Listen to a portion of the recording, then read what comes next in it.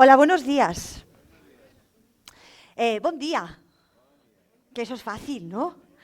Bueno, pues estoy muy contenta, como podéis ver, de estar hoy aquí. Me siento muy bien, ya me sentí ayer muy querida. Muchas gracias, Teresa. Muchas gracias, no sé si está Ana. Muchas gracias por las personas que ayer me acogieron y bueno, y por vosotros y por vosotras, empezando por el colectivo Peonza, que ha pensado en todo. Ha traído la lluvia, por si acaso la echaba de menos. Decía, no, no, tú vas a tener lluvia. Y además, como voy a hablar de palabras y de mi amor por las palabras, ya empezando por mi nombre, igual que hizo pues Ana, mi nombre, Paula Carballeira Cabana.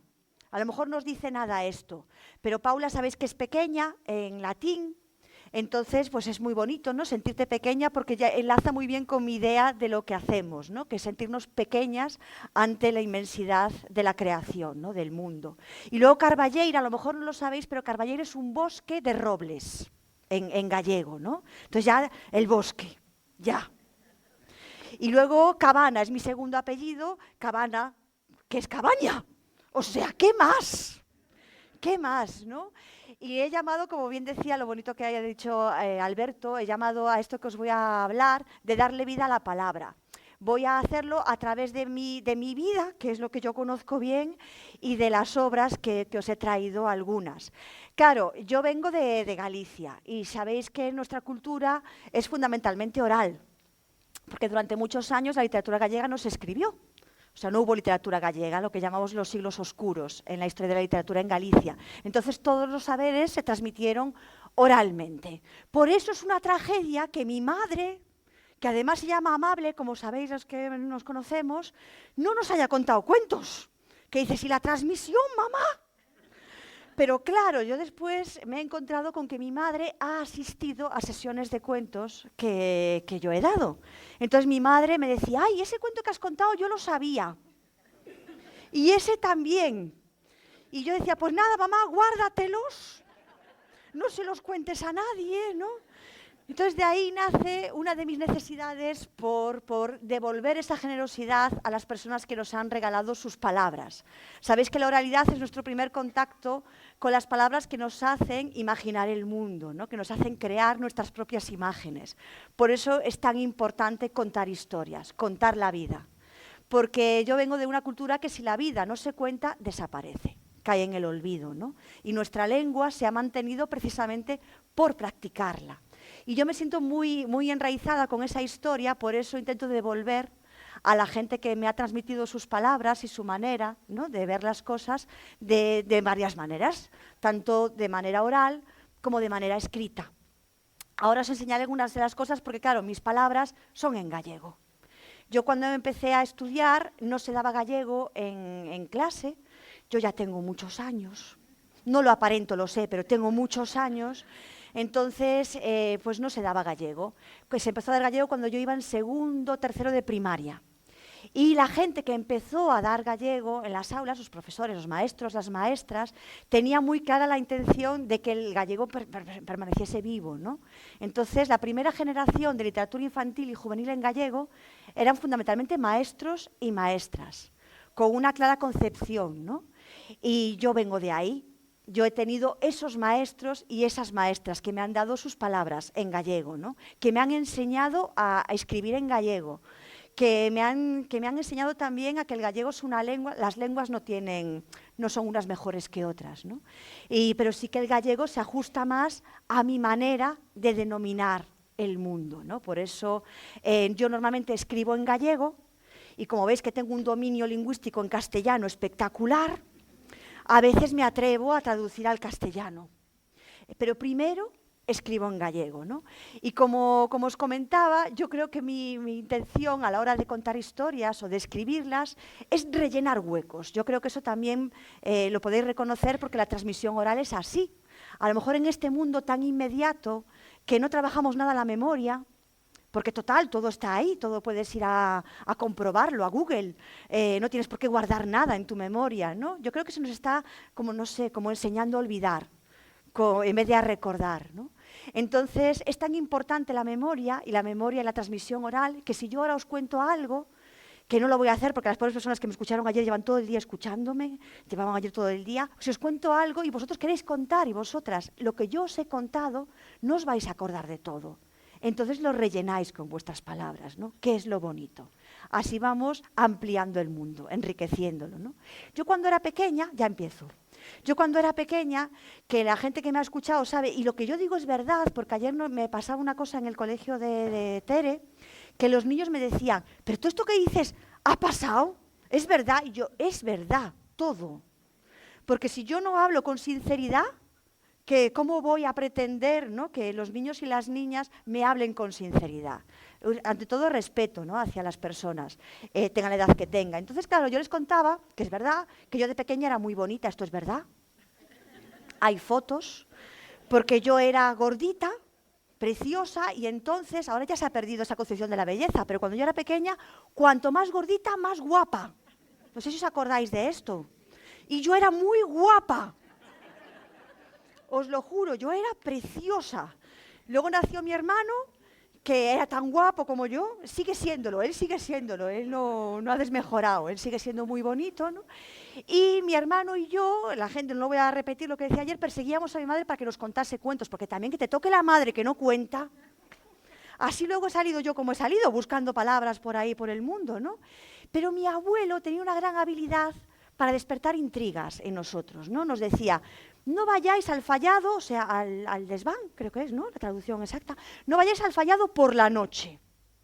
Se quedaba así. Y nosotros, gorditos, preciosos, mirándolo con estos ojos pequeños que tenemos, diciendo, ¿por qué? Y mi abuelo, no vayáis. Y se iba, nosotros detrás, ¿pero por qué? ¿Pero por qué? Y el que no vayáis. Entonces, ¿pero por qué? Y él nos decía, por si acaso. Y ese por si acaso, porque te dicen, hay un espíritu, hay una bruja, ya sabes lo que hay, pero el por si acaso, que te abre tantas intrigas. Entonces luego mi hermano, porque yo después me he quedado con mi hermano, me decía, ¿por si acaso qué?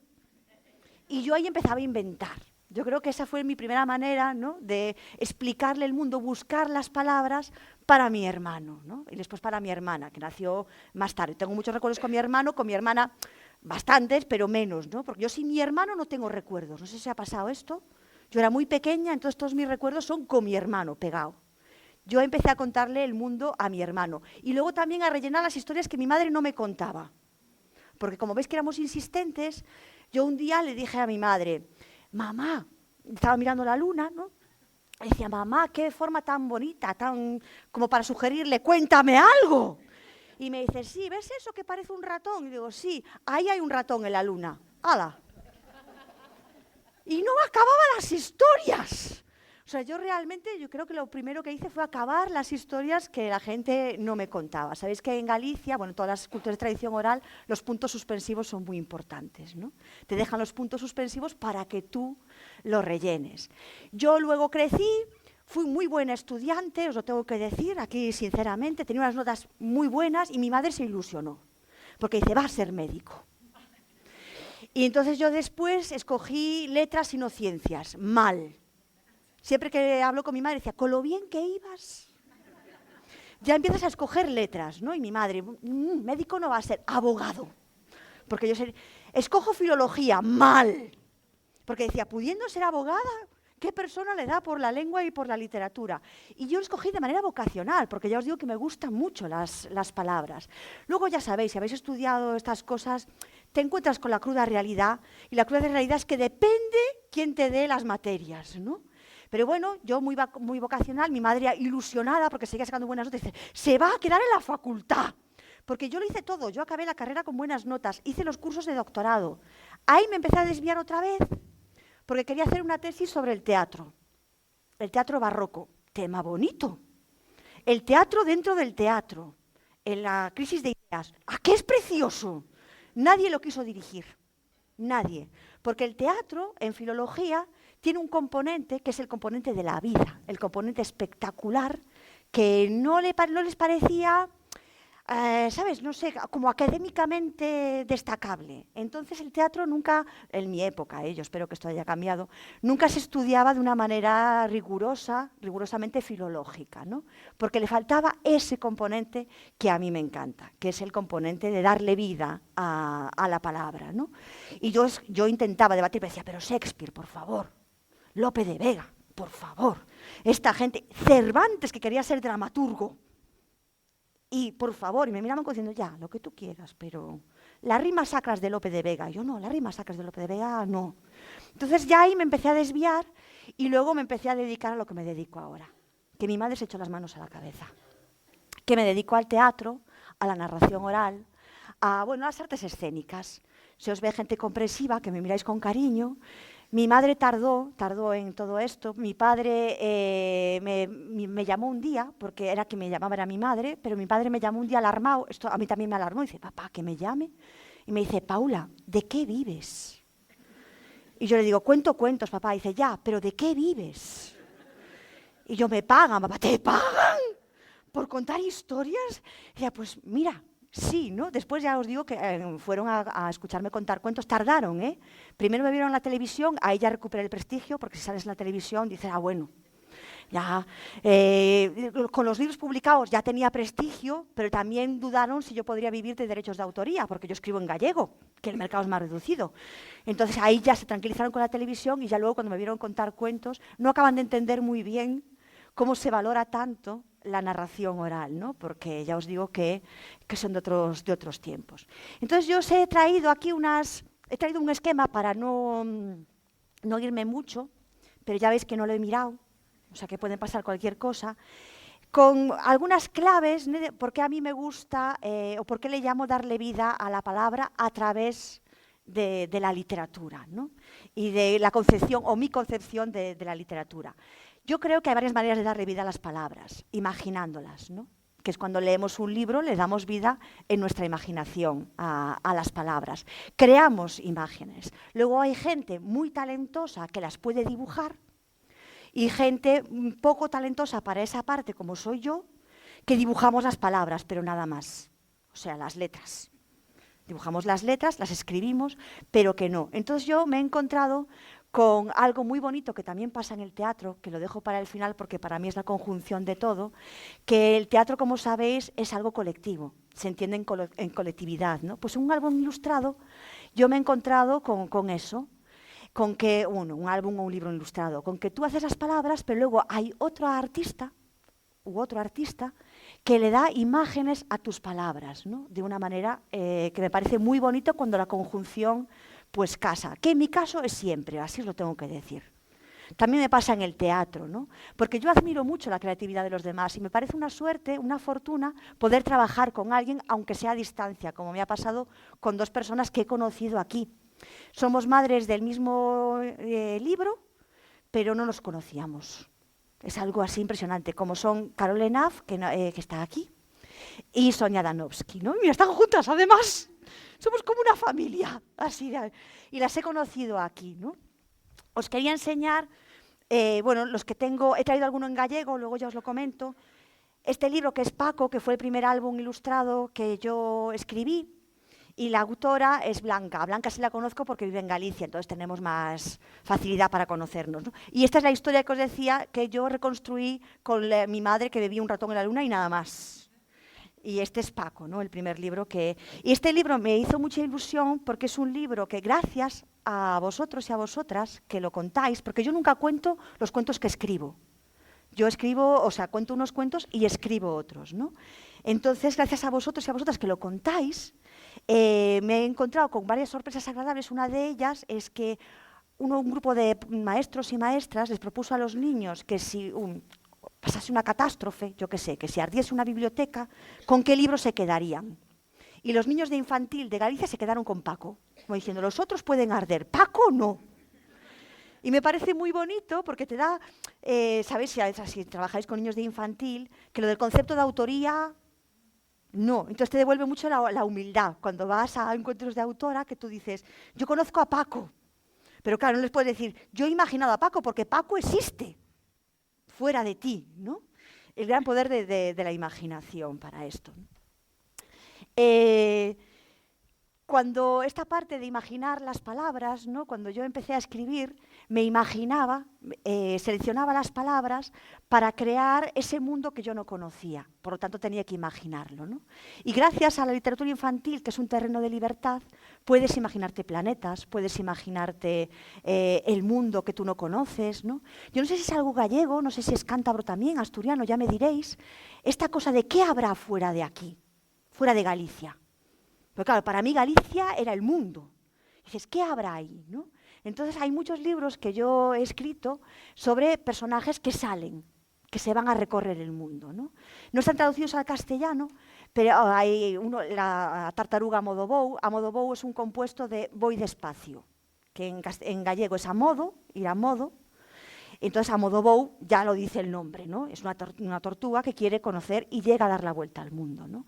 U otro libro que tengo que se llama Casa Redonda, que tiene todas ilustraciones muy, muy bonitas. No os he traído ningún ejemplar, porque digo, esta gente, ¿para qué? Claro, porque decía, ¿para qué? Son muy bonitas, los podéis ver en cualquier lugar de internet, pero así os imagináis, ¿no? Las ilustraciones. Y hay algo que he apuntado aquí, que os lo voy a leer, porque a veces apunto porque digo, luego yo hablo mucho, pero por escrito me quedan como frases bonitas.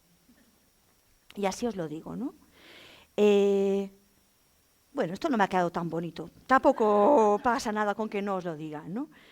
Sí que hay una frase, bueno, una reflexión sobre imaginar, ¿no? Que es en qué momento la fantasía cayó prisionera de las pantallas, ¿no? Yo creo que sí, hubo un momento que la fantasía se quedó como recluida a las pantallas, ¿no? Que es muy diferente las imágenes que te da una pantalla que unas ilustraciones o que las palabras o que lo que evocan las palabras, ¿no? Y me gusta reflexionar sobre esto, porque yo creo que asociado a esto pues está lo que os decía del ritmo. Yo reivindico desde el propio nombre de la tortuga, pues ir con un poquito de calma, ¿no? Escuchar. Para poder escuchar hay que tener silencio. Para que llegue el silencio hay que tener estos momentos de pausa, ¿no?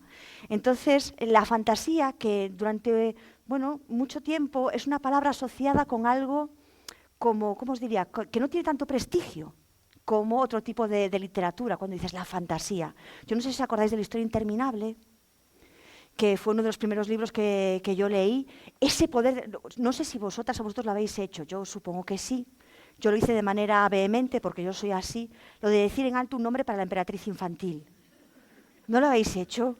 Decidme que sí, que os cuesta, para no sentirme yo en soledad, ¿no?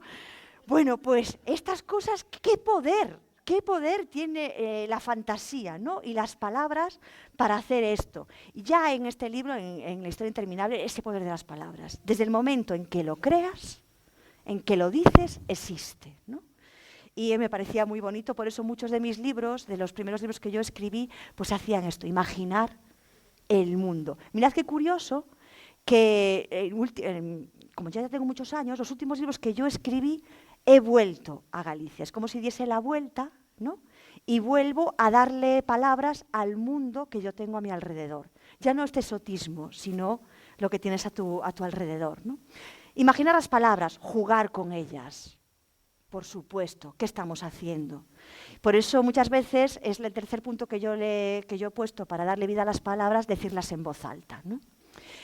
Cuando las decimos en voz alta, la poesía, el recitado, el teatro, ¿no? Cuando las compartimos, cuando contamos un cuento, devolvemos las palabras, creamos otras, evocamos, ¿no?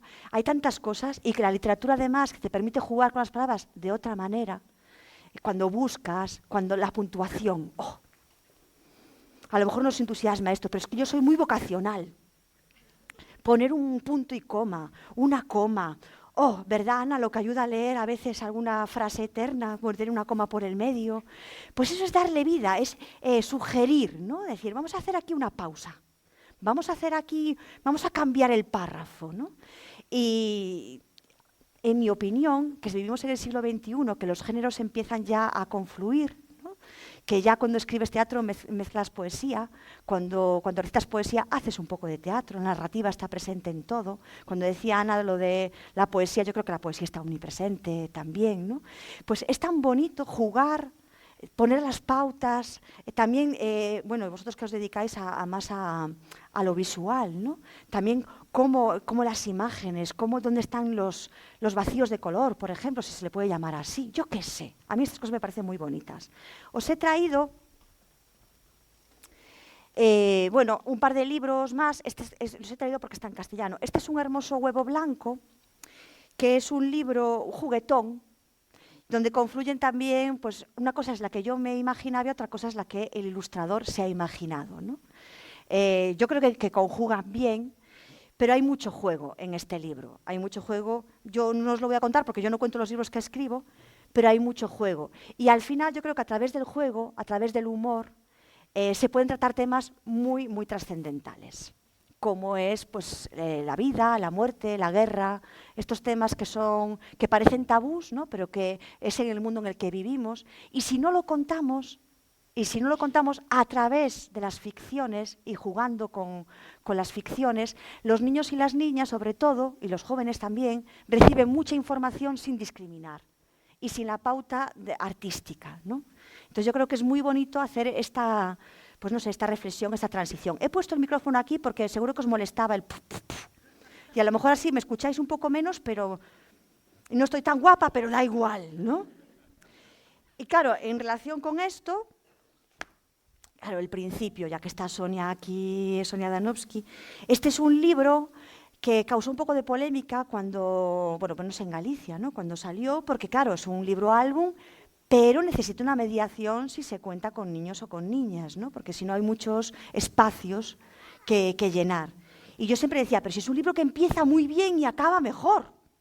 Empieza con, hubo una vez una guerra, ha pasado, la guerra ha terminado, y acaba con una fiesta.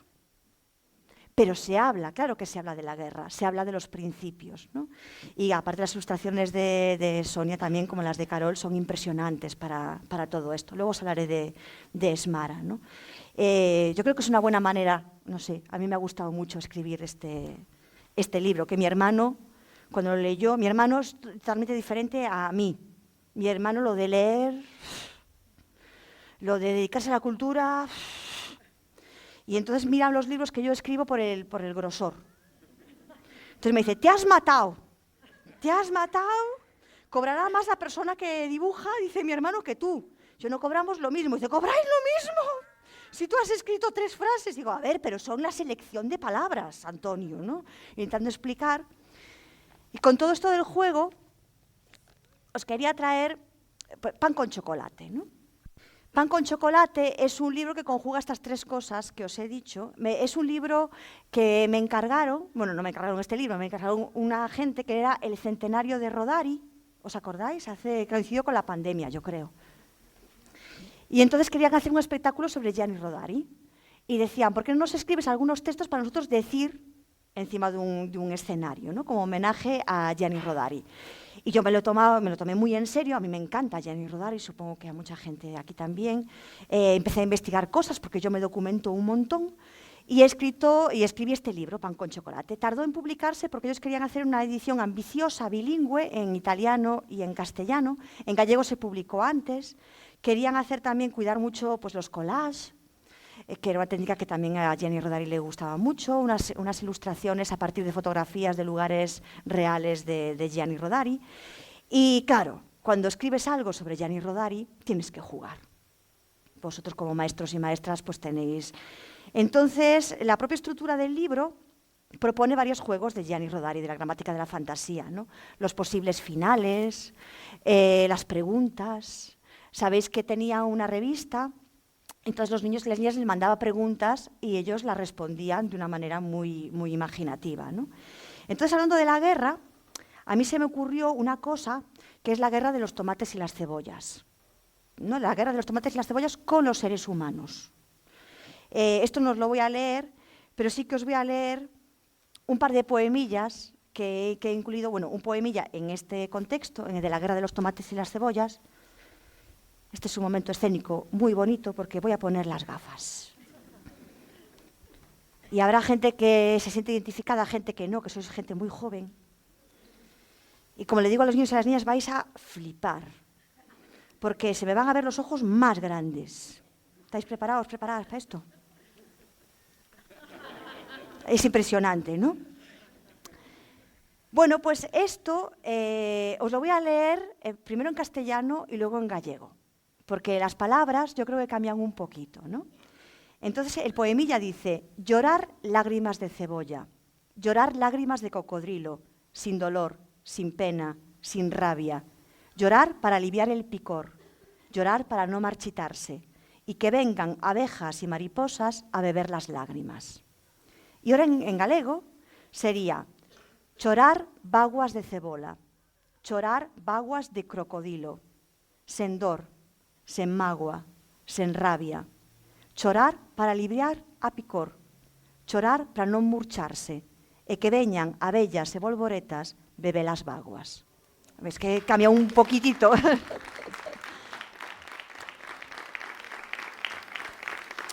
Es que a mí me encantan las palabras. Y otra cosa que me gusta mucho también, y yo creo que también es muy interesante, ya os digo que para mí me gusta mucho tocar todos los temas con los niños y las niñas, ¿no? Son las brujas.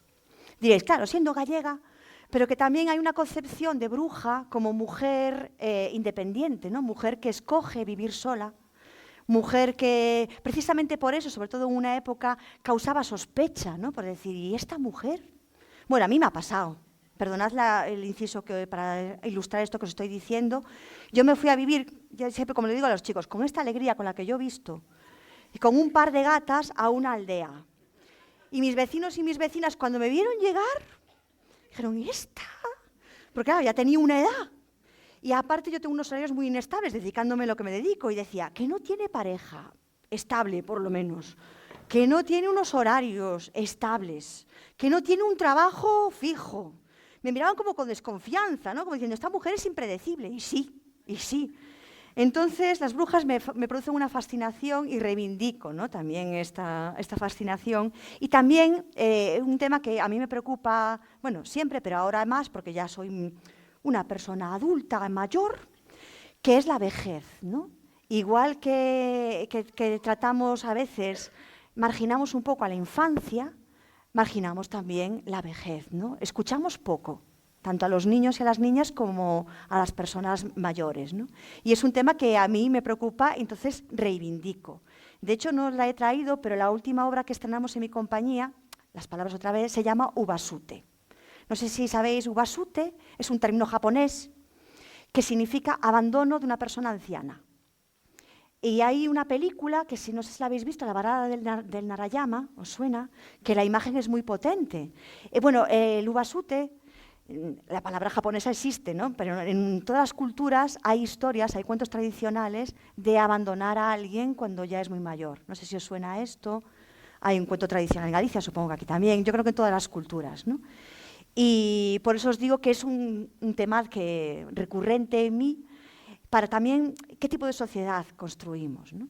Y os voy a leer un pequeño también fragmento. Claro, aquí, evidentemente, hablando de Gianni Rodari, está la Befana, que no sé si la conocéis. La Befana es una bruja que lleva, en vez de los Reyes Magos, allí tiene la Befana, ¿no? Que lleva pues todos estos regalos. A mí me parece maravilloso. Ya una bruja que te dé comida y regalos. El poemilla que dice, si yo fuera una vieja bruja, haría un hogar para viejas brujas, por supuesto. Y allí cada una inventaría un tiempo para lo que más les apetezca, según el humor, según el viento. Nada, son pequeñas pinceladas. Podéis aplaudir, que a las actrices nos gustan los aplausos. Muchas gracias, muchas gracias. No os quedéis con el aplauso ahí en la mano. Os quería traer, bueno, Pancoche. Este es un libro que está en gallego, pero acaba de salir y ya enlazo con lo de las brujas y con el teatro.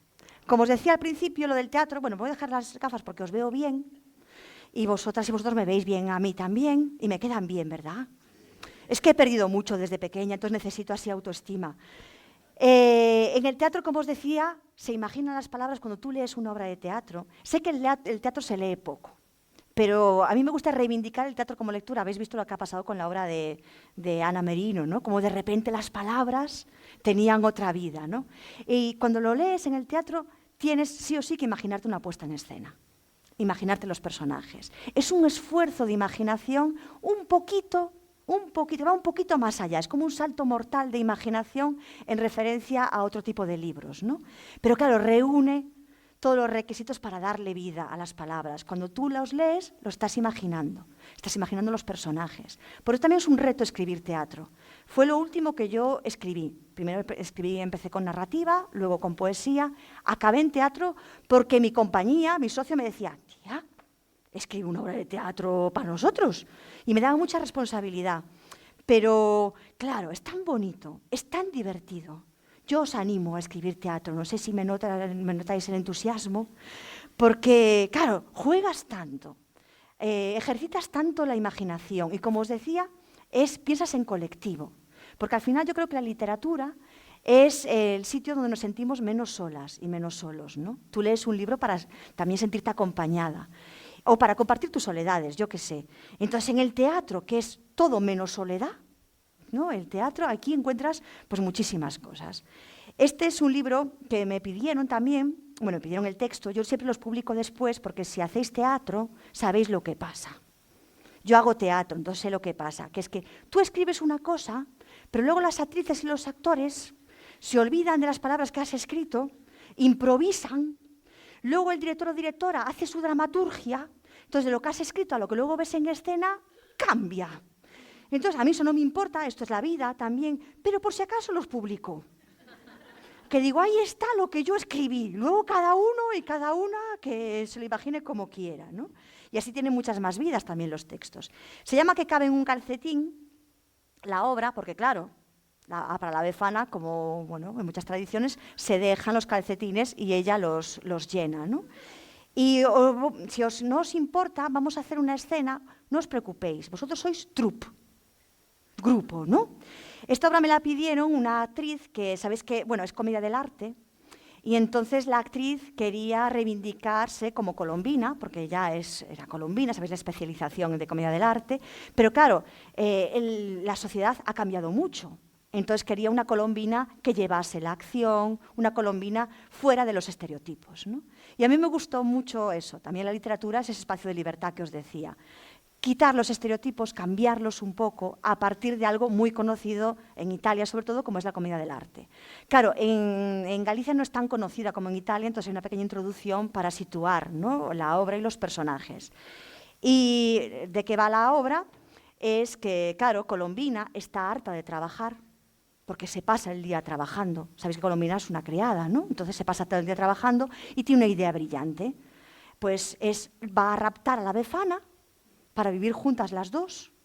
Entonces no le va a faltar comida, no le va a faltar regalos, ella va a tratar muy bien a la señora y tiene, bueno, pues ya no trabaja tanto, ¿no? Es una idea brillante, pero la escuchan Polichinela y Arlequín, que sabéis que son los enredantes, ¿no? Entonces, pues se buscan aliados. Polichinela, que es el de la palabra, se busca al viejo, a Pantalone, ¿no? Porque tiene el dinero y tiene todos los recursos para conseguir raptarla antes, y además se le ocurre la brillante idea de dar una vuelta más allá, que es pedir un rescate, no solo quedarse con la Befana, sino además pedir un rescate, con lo cual van a ganar mucho dinero. Y por el otro lado está Arlequín, que se alía con el capitán, que sabéis que el capitán es un bravucón, o sea, esa alianza no va a ir a ningún sitio, ya lo sabéis. La otra tampoco. Pero lo que me parecía interesante es que quien hila la historia son la Befana y Colombina. Y no sé si lo sabéis, pero todavía hacen falta muchas obras de teatro con protagonismo femenino. O sea, no es que haya carencia, porque ya últimamente hay más conciencia, ¿no? Pero sí que falta mucho esto. Y vamos a hacer una escena.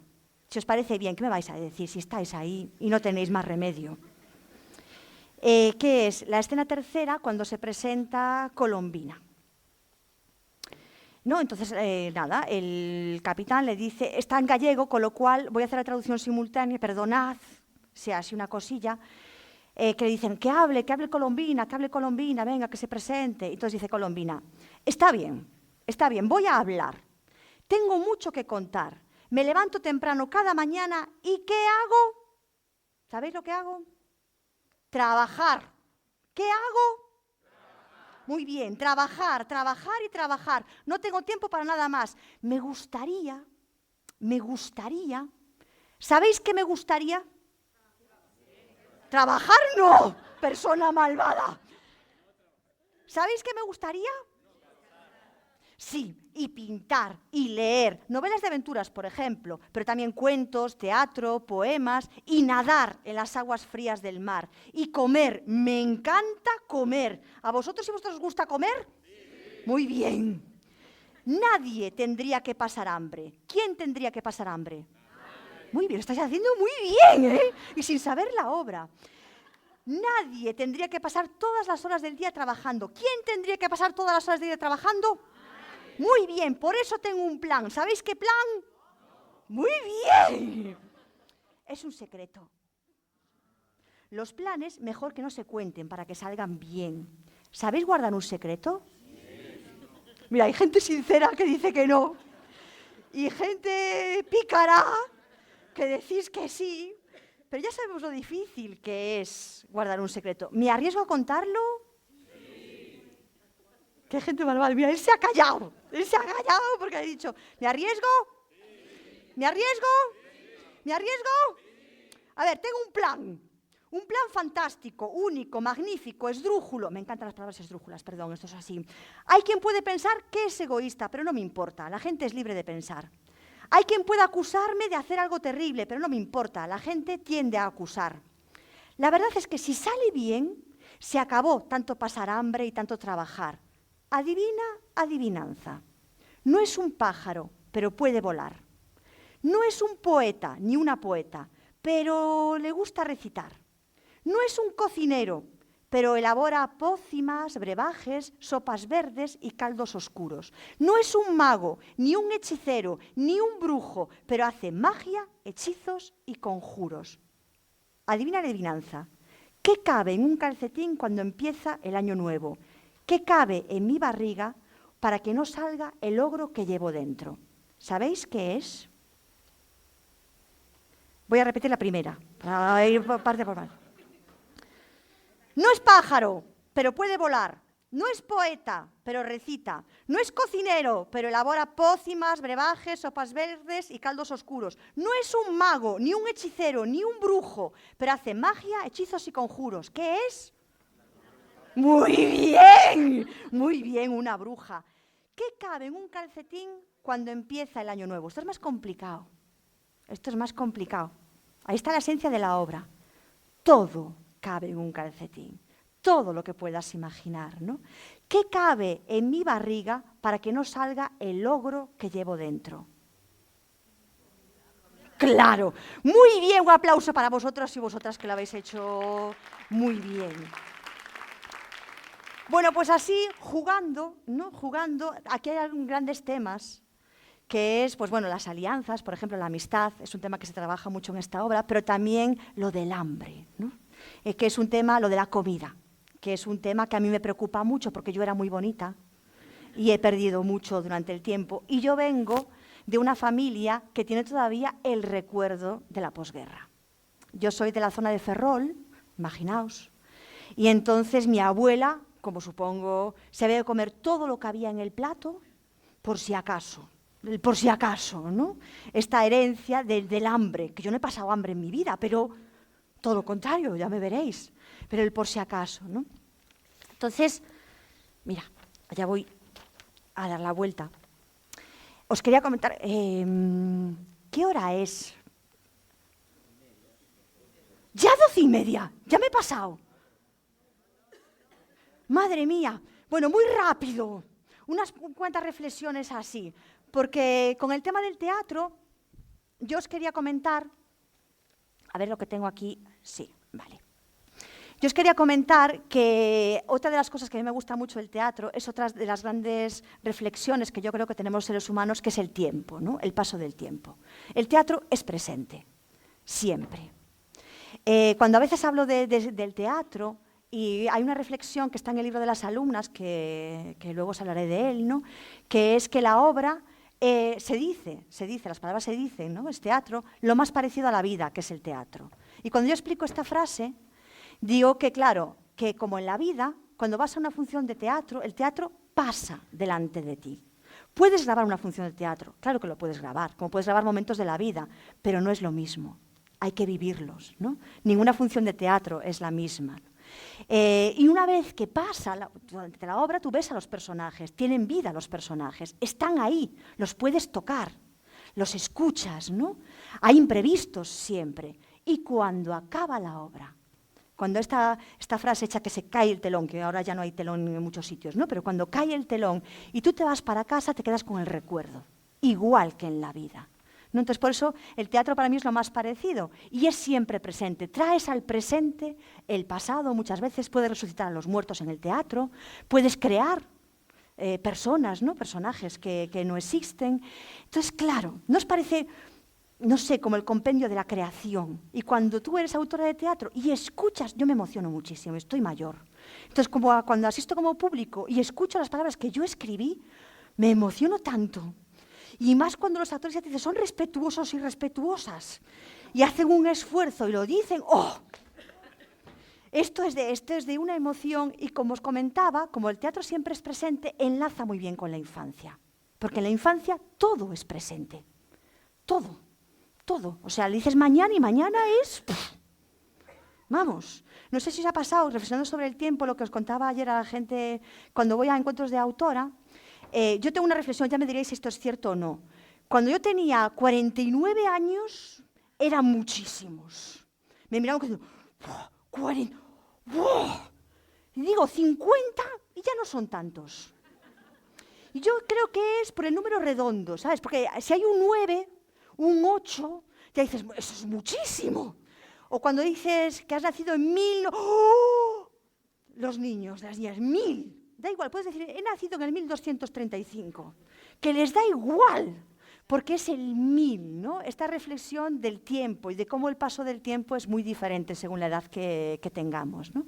Entonces, lo bonito del teatro, y también enlaza con la narración oral, con la oralidad, el tiempo circular, ¿no? de la oralidad, este tiempo que está en comunión, ¿no? Y la proyección en el futuro. Y en el teatro sucede esto. Entonces, esta reflexión de los tiempos, no solo en el teatro se plasma más, ¿no? Yo vengo de una tradición, como todos venimos de una tradición, pero es que la tradición no queda en el pasado. La tradición somos nosotras y nosotros, está en el presente y seguirá, con suerte, en el futuro, ¿no? Que a veces tenemos asociado a la tradición como algo que ya ha pasado, algo museístico, y no es así. Y es muy interesante algo que también hemos perdido un poquito, el concepto de identidad, ¿no? de quiénes somos. Claro, yo soy gallega, ya sabéis que lo de las preguntas es lo nuestro. ¿Quiénes somos? ¿A dónde vamos? ¿De dónde venimos? Como la canción de Siniestro Total, ¿no? Pues estas cosas que son reflexiones muy profundas sobre la existencia, ¿no? Y esa reflexión sobre el tiempo a mí me ha ayudado a escribir algunas cosillas y reivindicar la tradición. Os voy a traer, bueno, aquí traigo 2 libros. Este es Bruja y Familia, que ya con todo lo que os he hablado sabéis lo significativo que es este libro para mí, porque en él pongo muchas cosas de las que os he contado, cosas que son verdad y cosas que están un poco recreadas. Entonces la bruja se parece un poco a mí en joven, claro. Mi hermano leyó el libro, porque los libros infantiles los lee todos. Los de adultos, bueno. Entonces me decía, la bruja se parece un poco a ti. Esto se lo contaba a los niños y decía, sí, esto se parece un poco al abuelo. Y yo, claro, sí, porque son cosas así. Y dice, el hermano de la bruja es un hombre lobo. Y yo le digo, bueno, Antonio, a ver, tú comes carne cruda, tú sales por la noche, se subes a los tejados a veces, te sale pelo del cuerpo. O sea, ¿tienes alguna? Y dice, oh, bueno, visto así, no visto así. Hay mucho juego en Bruja y Familia y hay muchas cosas que son, ¿verdad? Una mujer que vive sola en una casilla que se parece mucho a la mía, por eso os lo he traído, ¿no? Y hay muchas cosas que reflejan la tradición, ¿no? Y que es muy curioso, porque yo creo que lo bonito de la gente que nos dedicamos a estas cosas es que tú partes de tu mundo, de tu universo, de tus palabras, pero eso en la gente evoca sus propios mundos, sus propios universos, sus propias palabras, sus tradiciones, su familia, ¿no? Y claro, también la familia en un sentido muy amplio. Os he traído este que está en gallego, es un libro de teatro. Se llama Daniel no Peirao en galego, que sería Daniel en el puerto. Daniel es Daniel Castelao, que es una figura muy relevante de las letras galegas, pero que los niños y las niñas no acaban bueno, de conocer, ¿no? Porque no ha escrito nada. Era un dibujante, un humorista, alguien muy destacado en la literatura gallega, y bueno, Castelao es un referente. Entonces a mí me pidieron, porque esto de escribir por encargo tiene estas cosas bonitas a veces, también puedo decir que no, no es que acepte todos los encargos, si podía escribir algo para público infantil, familiar, sobre Castelao. Entonces yo cogí un episodio de la infancia de Castelao, una frase realmente, porque no hay mucha documentación, que es la noche previa a que Castelao se vaya a Argentina a reunirse con su padre. Entonces la noche previa a coger el barco, Castelao hace un recorrido por Rianxo, de donde es él, tiene un episodio un poco misterioso, claro. Y la coprotagonista es un personaje de una de sus obras, Baltasara, que es una niña que fue criada por la aldea, ¿no? Entonces me parecía muy bonito acercar a Castelao. Castelao era un niño con muchos problemas de visión, con problemas de respiración, vaya, un desastre de chaval, pero con mucha imaginación y que dibujaba muy bien.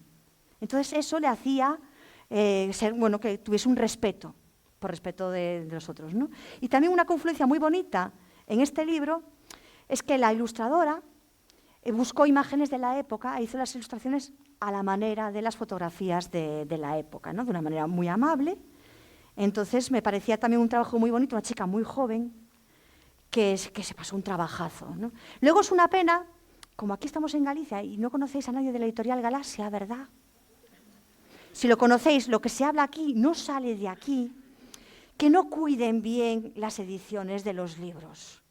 Sobre todo, ya no por las letras, sino por las ilustraciones. Bueno, la gente que os dedica a esa ilustración, cuando alguien cuida bien la edición, el papel, es una delicia, es una delicia. Y cuando no es así, es una pena.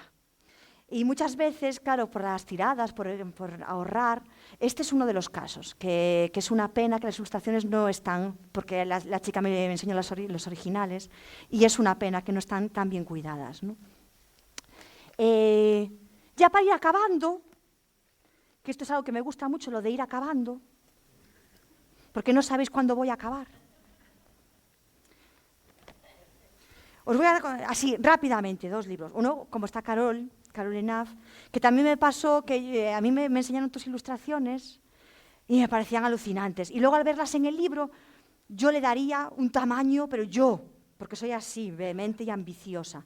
Este es un libro que se llama Esmara, que también coincide que parte de lo que os decía, ¿no? De traer, en mi caso, a Galicia, una realidad que yo viví en Esmara y un diálogo entre culturas, ¿no? Esmara, hay una ciudad que se llama Esmara, en el Sáhara, pero también hay un campamento de refugiados en Tinduf, ¿no? Que se llama Esmara, porque le han puesto nombres a veces de sus ciudades. Yo fui en el año 2000, antes del Prestige, pero no sé si es el 1 o, bueno, no sé. En esa época fui allá y, claro, no sé si habéis ido a los campamentos de refugiados saharauis, yo me quedaba con las mujeres y los niños, ¿no? Mis compañeros hombres iban a otros lugares. Entonces hubo una persona, la abuela Ugago, que es la protagonista, que, claro, me contó algunas historias y un niño me las traducía, porque no, yo no, ¿cómo se llama el idioma el árabe este que hablan allí? El Hassanía. El Hassanía no lo conozco, pero el niño me las traducía y al ser cuentos, pues entendías bastante. Y luego las ilustraciones de Carol pues lo acabaron completando, ¿no? Esto es bueno, pues no sé. No sé por lo que os he traído ahora, algo venía, pero aquí lo tenéis, Esmara.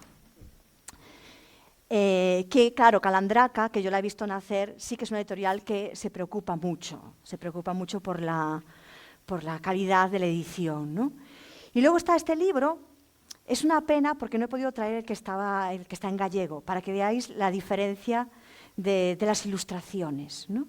Es un libro sobre cuentos de miedo, que se llama 13 avisos, que ayer me lo he pasado con los chicos y las chicas de quinto y sexto hablando del miedo. El miedo es uno de los temas tabús que yo reivindico con esto de darle vida a la palabra, que hay que exteriorizar.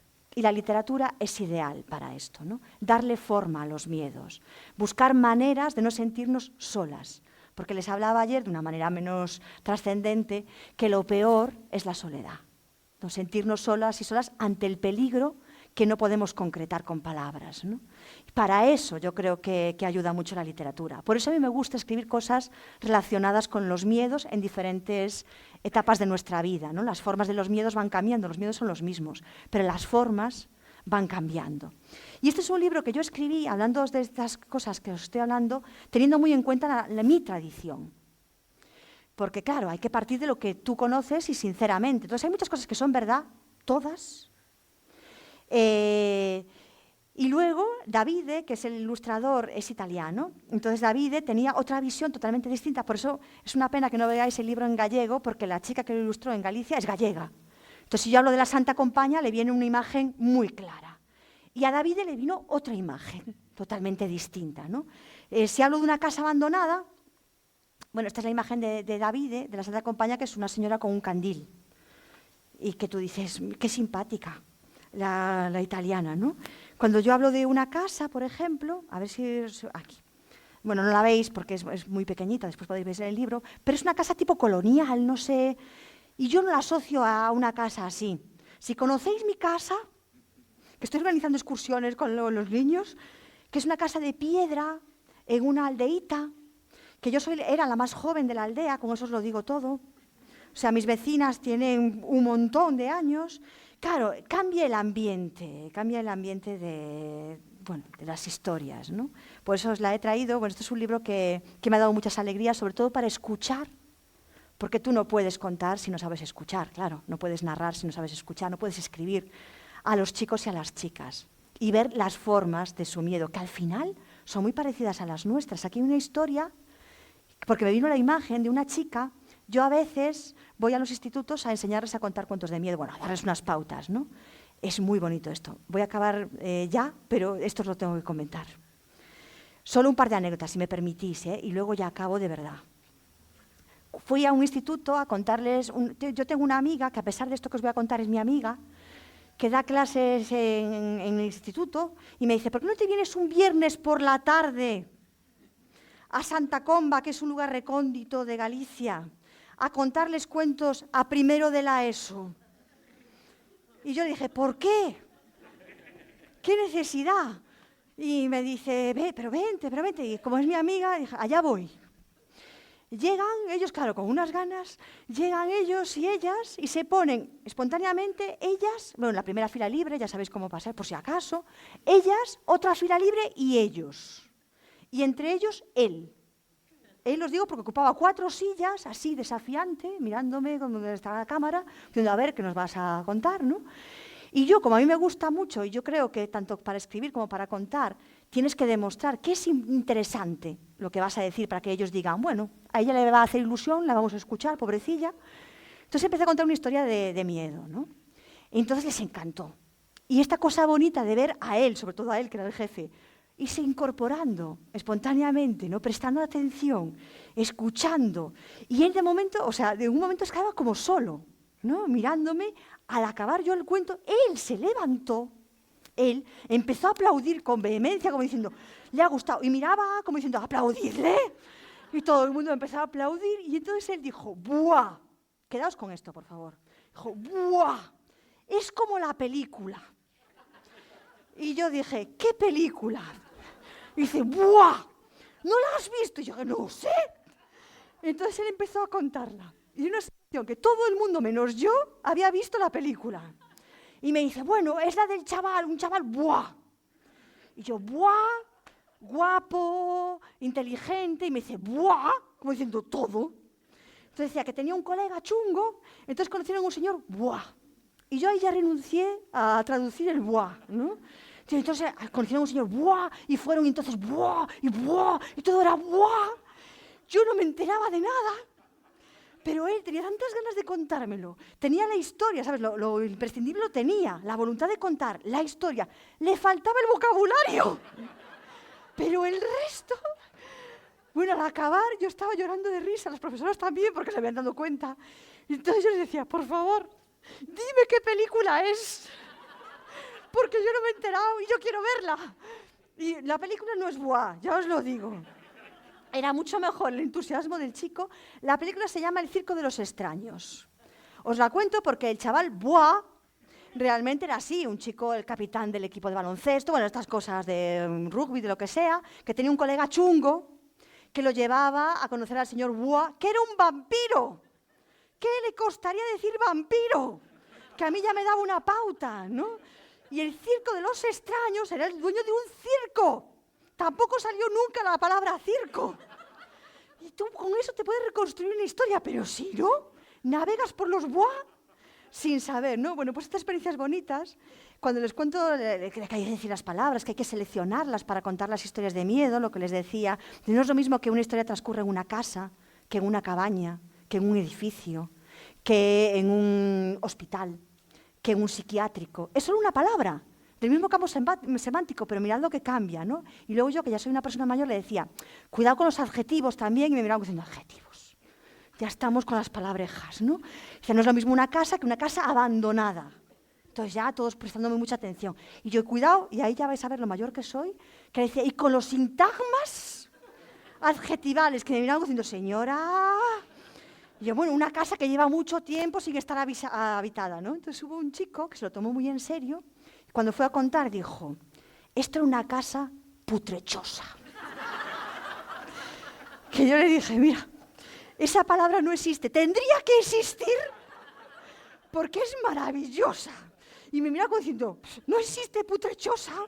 Yo creo que entre putrefacto y chambrosa las has unido y te ha quedado maravilloso. Este mismo chico decía, fue al cementerio e hizo una perturbación de cadáveres. En vez de profanación de tumbas, ¿no? Le sonaba, decía, es que eres un artista. Decía, por Dios, escribe estas cosas, ¿no? Bueno, pues esta es una de las grandes alegrías que me ha dado 13 avisos. Y yo, para acabar, os quería leer un fragmentito de este libro, que es Las alumnas. Este es un libro que me ha dado muchas satisfacciones. Gracias a este libro, a Las alumnas, que llevó el Premio Nacional de Literatura Dramática, el año 23, pues la gente en Galicia, y ahora ya como está traducido al castellano, fuera de Galicia, empezó a leer mucho teatro. Es un libro que habla, las alumnas son las alumnas de María Barbeito, que era una profesora de la Segunda República, ¿no? Y nace de un encargo que querían hablar de la mujer en la posguerra. Y claro, para mí el terreno que englobaba a todas las mujeres en muchos ámbitos era la educación, ¿no? Y pensando en mi madre, en mi abuela, y la educación que habían tenido ellas, en todo lo que había cambiado, ¿no? La educación tan restrictiva, sobre todo, ¿no? Y sobre todo si pensamos en la Segunda República, que habría.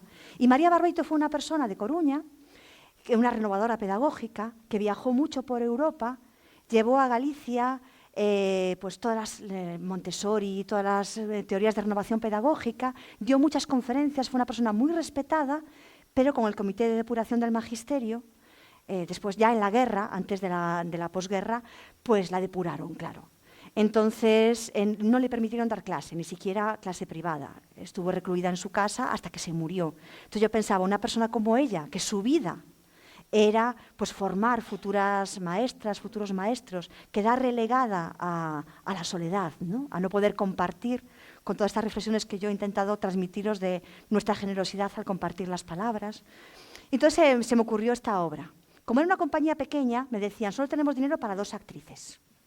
Puedes hacer un montón de personajes, pero solo 2 actrices. Yo decía, no, voy a hacer 2 personajes, 2 antiguas alumnas de María Barbeito que se reencuentran, digamos, en el entierro de su maestra, en 1970, que es cuando empieza la obra. Los 2 personajes son Rosa y Elvira, que han tenido unas vidas muy diferentes. Rosa, digamos que sigue con la estela de la maestra, es profesora, es maestra, y Elvira no. También son de clases sociales distintas, ¿no? Y me ha dado para hablar de muchas cosas este libro, para reflexionar de muchas cosas, para traer al presente el pasado, ¿no? Para pensar de dónde venimos. Por eso quería acabar con unas palabras del libro, si os parece bien. Habla Elvira. La escena se llama Silencio y palabras. En noviembre, mis hijas todavía llegan a casa con los bolsillos llenos de castañas. Les ayudo a hacer collares con ellas, porque Ricardo no quiere que las cozamos con hinojo o que las asemos. Ricardo dice que las castañas son comida de pobres. Carlota y María van con su collar de castañas como si llevaran un collar de perlas. Rosa y yo También íbamos con un collar de castañas, mientras hubiera castañas que recoger del suelo. Rosa era mi hermana de escuela, que es mucho mejor que tu verdadera hermana, porque tiene otra familia. En mi familia hay, sobre todo, silencio. De la guerra no se habla. En gallego no se habla. El pasado está pasado, muerto y enterrado. Importa el presente, el futuro. Pero ¿qué presente? ¿Qué futuro sin pasado? Y el pasado resucita. Y mi abuelo me habla en lengua vernácula, porque no sabe hablar en otra cosa. A escondidas, jugando a que no lo descubran. Y yo voy descubriendo palabras y evocando la otra escuela, la de antes, la que guardo en el recuerdo, de la que salió la Elvira que soy ahora. Cuando mi hija me habla con entusiasmo de su maestra, de una maestra como Trini, llena de consignas, de límites, que enseña a obedecer, a ser sumisa y bajar la cabeza, me entran ganas de gritar, de protestar, de buscar a Rosa, a mi amiga Rosa, a mi hermana Rosa, que no es de la familia, para que le dé otro color a ese mundo lleno de grises con que les ilustran la infancia a las niñas. No echo de menos un hijo, aunque su vida sería más fácil, sin piedras en el camino y con las puertas abiertas. Lo que echo de menos es tener memoria para las palabras. Las caras, las voces, los gestos, los aromas quedan grabados, pero me cuesta ponerle palabras en la boca a la cara dulce de mi abuelo cuando me explicaba los nombres de los árboles y de las plantas, a su voz ronca de fuelle de gaita, a sus caricias con las manos gastadas por las labores del campo, a su olor a tabaco y a cocina de leña. A veces pienso que no he aprendido nada, porque no soy capaz de acordarme de muchas palabras ni de encontrar unas nuevas. Otras personas hablan por mí, me ofrecen las palabras que debo decir, las correctas. Mis hijas acogen esas palabras, no les dan otras, pero a mí, en algún momento, perdonad que ahora me emociono yo, porque las maestras me ofrecieron tantas palabras, tantas que podía elegir. Y mi abuelo, ¡ay, de verdad, lo que has hecho! ¡Lo que has hecho! Y mi abuelo hizo que no hubiera árboles, sino castiñeiros, carballos, maciñeiras, pexejeiros, bidueiros, ameneiros, figueiras, piñeiros, limoeiros, perais. Y yo jugaba a combinar unas palabras con otras y creaba historias, creaba. Y ahora, Javier, si no te importa venir aquí, por favor. Muchas gracias.